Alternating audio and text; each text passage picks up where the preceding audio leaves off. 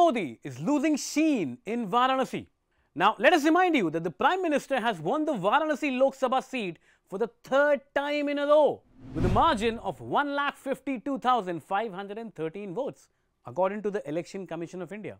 Now, the number is huge, but it looks small when you compare it to 2019. In 2019, the PM had bagged a total of 6,74,664 votes, with a margin of 4.79 lakh over the nearest rival. In 2014, in fact, the Prime Minister had got 56.37% of votes and his winning margin was almost 4 lakh votes. We can see a trend. The victory margin has been shrinking. But the question is, why? Hello, my name is Banarsi and I come from a city very close to Banaras, and you are watching Elections with Live Mint. Now, the Prime Minister has done a lot of development work in Kashi. The most shining example of the PM's contribution to the city is the Kashi Vishwanath Temple corridor. Now, the corridor has multiplied the number of tourists visiting the city and giving a boost to the local economy. As per various media reports, more than 1 crore tourists had visited the city between 2021 and 2023. Now, this number is even more than Goa, ladies and gentlemen. A lot of tourists are coming from southern states. So, why? Well, the answer lies beyond national politics, the hyper-local factor. Remember that old story? When a king transformed a barren land suddenly into a golden city. The city started turning prosperous from the outside, but tension was building within.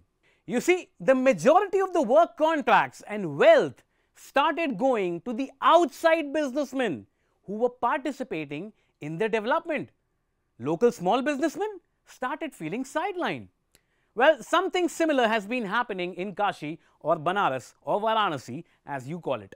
Local businessmen, small to very small, have started feeling the pinch of this development. When one talks to local businessmen and especially their younger generation who are in line to take over the business, this is the sentiment which we get.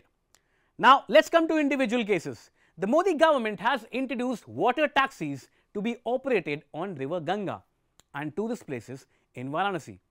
Now, this was a direct threat to small boat operators.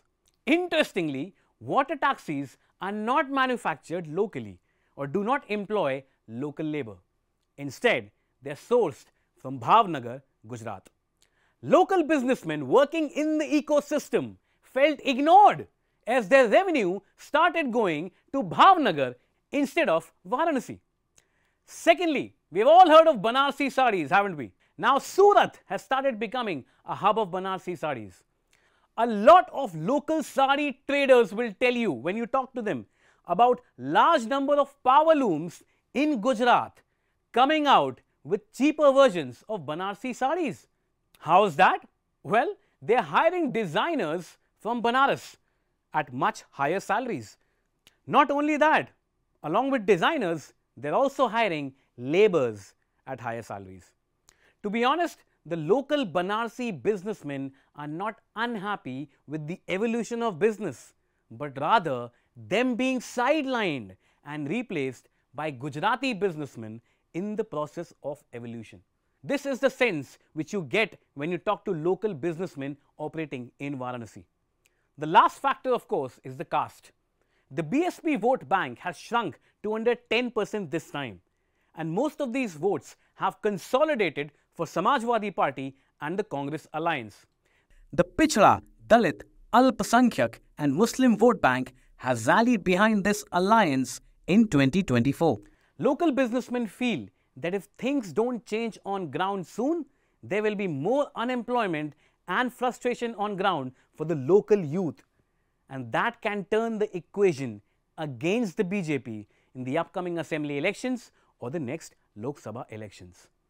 Now, will Prime Minister Modi be fielded as the next Lok Sabha candidate from Varanasi in 2029 or not? That time will tell.